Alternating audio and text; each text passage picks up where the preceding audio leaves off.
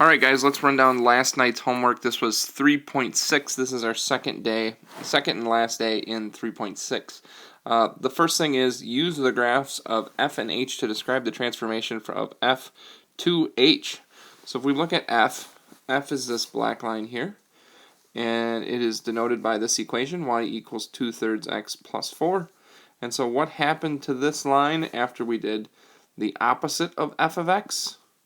Well, it flipped, right? It's a reflection, and in this case it's a reflection over the x-axis because the lines cross at the x-axis. So this one's pretty simple. Alright, let's go to the next one. The next one, it says use the graphs of f and h to describe the transformation. So once again, we start with f of x, the black line, right? And now this is f, and then the negative x is inside the parentheses. And what that did was it reflected it, and it's reflected over the y-axis. So this one's reflected over the y-axis. For number 15, I'm going to make our t-chart, our table. So we're going to have x, we're going to have f of x, and in this case we're going to have h of x. And so I'm going to do 3, 0, negative 3. And I'm going to start by putting that through the original function. So we've got negative 5 minus x. So negative 5 minus 3 is going to be negative 8. Negative 5 minus 0 is negative 5. Negative 5 minus a negative 3, that's going to be the same as plus 3, so that should give us negative 2. Let me grab a graph. So I'm going to plot this line. I got 3, negative 8. 1, 2, 3, 4, 5, 6, 7, 8. Oops. 3, negative 8. 1, 2, 3, 4, 5, 6, 7, 8. There's my 3, negative 8. I got 0, negative 5. That's right there. I've got negative 3, negative 2. That's right there. Alright, so our line looks something like that. Okay. Now our h of x is telling us, and this is the one that 8th graders struggle with, it's telling us to take the opposite of x and put it back through the original function. So the opposite of 3 is negative 3.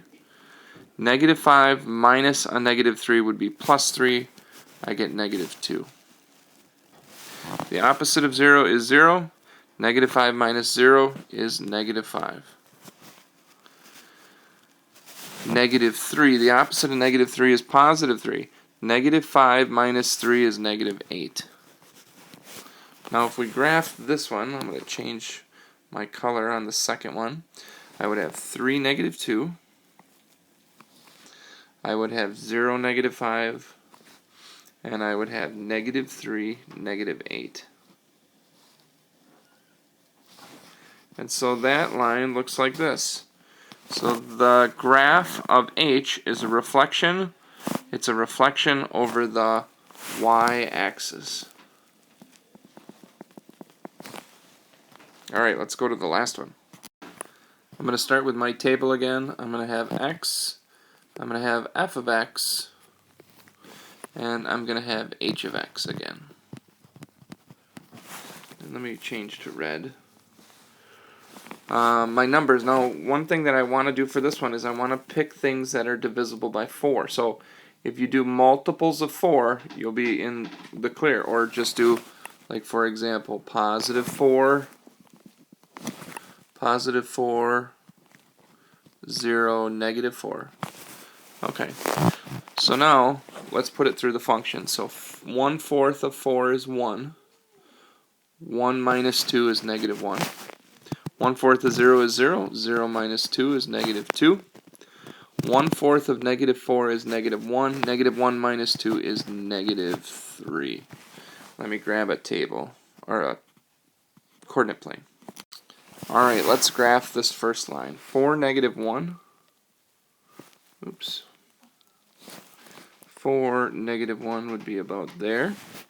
I've got 0, -2, and I've got -4, -3. So this is a line that looks something like that. Okay, now let's do the next part. And the next part is really, we've got negative f of x. So we're going to take the opposite of our f of x column. So the opposite of -1, opposite of -1 is +1. The opposite of -2 is +2. The opposite of -3 is +3. Let's graph this one. I've got 4, 1. 4, 1. I've got 0, 2. I've got -4, +3. So if we look at our line crosses on the x-axis. So the graph of h is a reflection in the x-axis. Alright guys, that completes your homework from last night. Hopefully you got this done and you submitted a couple of pictures from Desmos on those last two. Alright. Remember, if you need help, jump on that Google Help Meet. I'll have that open throughout the day. Alright, we'll talk to you soon.